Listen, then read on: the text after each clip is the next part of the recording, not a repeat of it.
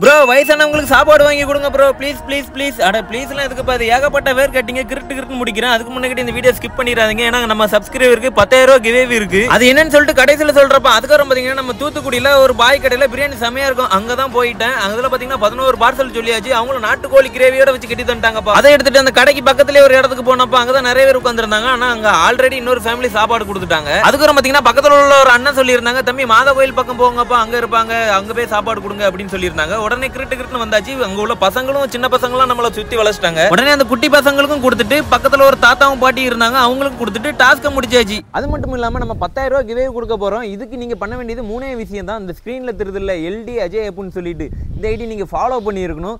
அதுக்கப்புறம் பார்த்தீங்கன்னா இந்த கமெண்ட் பாக்ஸில் உங்கள் ஃப்ரெண்ட்ஸுக்கு 2 பேருக்கு நீங்கள் டேக் பண்ணி விட்டுருக்கணும். இது வந்து பார்த்தீங்கன்னா ஏமாத்துற வேலையே கிடையாது. ஏன்னா இந்த கிவே கொடுக்க போகிறது என்னோட ஃப்ரெண்டு தான். இது வந்து இன்னைக்கு மட்டும் இல்லை, 365 நாள் டெய்லி நம்ம கொடுக்க போகிறோம். இந்த 10,000 ரூபாய் யார் வின் பண்ண போகிறாங்களோன்னு தெரில. நாங்கள் ரேண்டமாக தான் கமெண்ட்டில் சூஸ் பண்ண போகிறோம்.